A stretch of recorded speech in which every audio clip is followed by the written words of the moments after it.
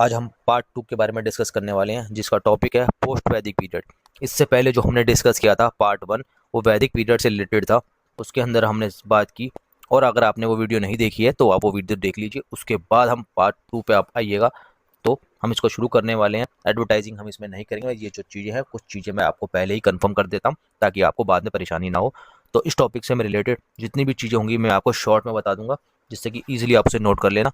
दूसरी सबसे बड़ी बात, आप चौधरी चरण सिंह की यूनिवर्सिटी के स्टूडेंट्स हैं तो आपके लिए नोट्स बेनिफिशियल हैं। अदरवाइज अदर स्टूडेंट्स हैं जो अगर कुछ और जुडिशरी की प्रिपरेशन कर रहे हैं तो आपके लिए पूरी तरीके से जो है बेनिफिशियल नहीं है। उसके लिए आपको अलग से ही जो है समझना पड़ेगा एडवांस लेवल पे। लेकिन हाँ, अगर आप सीसी के स्टूडेंट्स हैं तो आप समझ लेना, अभी हम बीच में किसी भी तरीके की एडवर्टाइजिंग नहीं करेंगे।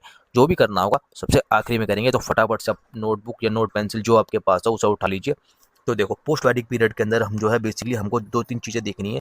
तो पहले हमने ये देखना है कि जो पोस्ट वैदिक पीरियड है और जो वैदिक पीरियड है, दोनों के बीच में डिफरेंस क्या है, उस समय महिलाओं की स्थिति से क्या फ़र्क था।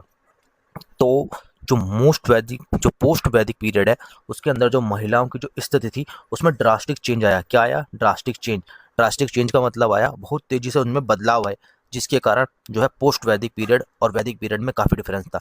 हुआ क्या कि उसके अंदर महिलाओं को हार्डशिप, बहुत परेशानी का सामना करना पड़ा, और रिस्ट्रिक्शन, उनमें बहुत सी पाबंदियाँ लगाई गई। तो हमने सबसे पहले जो डिस्कस करेंगे वो है मेल डोमिनेटेड सोसाइटी।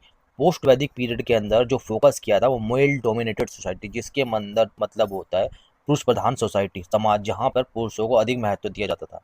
तो ये है मेल डोमिनेटेड सोसाइटी। एक पॉइंट इसको नोट कर लेना। दूसरा पॉइंट जो था इसके अंदर कि बर्थ ऑफ गर्ल, जब लड़कियों का जन्म होता था पोस्ट वैदिक पीरियड के अंदर, तो ये माना जाता था कि उनके घर में जो है एक डिजास्टर आया। डिजास्टर मतलब आपदा। उनके यहाँ पोस्ट वैदिक पीरियड में महिलाओं का जन्म लेना ही किसी फैमिली में एक दुर्भाग्य का विषय बन जाता था, जबकि ऐसा नहीं होना चाहिए था। तो नंबर 2 पॉइंट के अंदर आप ये लिख सकते हैं कि birth of girl treated has a disaster for a family.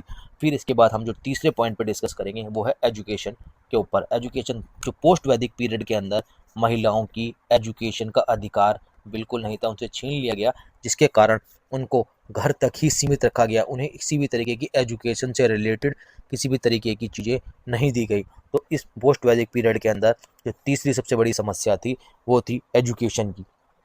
और अब जो चौथी सबसे बड़ी समस्या थी वो थी प्री प्यूबर्टी मैरिज, मतलब कि जन्म से पहले ही उनका जो है विवाह संपन्न कर दिया जाता था।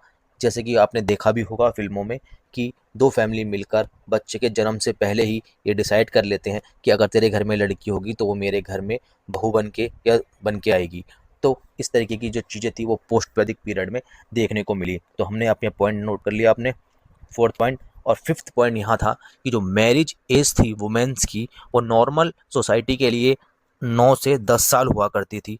9 से 10 साल के अंदर मतलब कि उनका विवाह कर दिया जाता था। जबकि कुछ जो राजपूतान घराने थे, मतलब उच्च हाई सोसाइटी के जो फैमिलीज थी, उनमें जो एज हुआ करती थी शादी की वो थी 8 से लेकर 12 साल।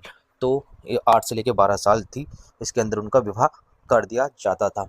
लेकिन मनुस्मृति की अगर हम बात करें तो मनुस्मृति ने इस बात का काफ़ी खंडन किया है कि इस तरीके की जो चीज़ें होना अच्छा नहीं है, क्योंकि उनका मानना था कि यत्र नार्यन्तु पूज्यते तत्र देवता रमते, अर्थात जहाँ जहाँ नारियों की पूजा होती है वहाँ वहाँ देवता निवास करते हैं, अर्थात देवता खुश रहते हैं। तो इस चीज़ की ओर फोकस करते हुए उन्होंने पोस्ट वैदिक पीरियड को काफ़ी डिजास्टर के नाम से देखा।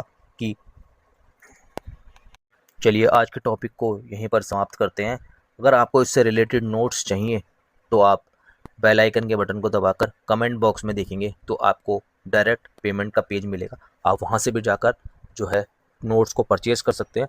ये आपके एग्ज़ाम के लिए रिलेवेंट है। मैं पहले ही बता देता हूँ आप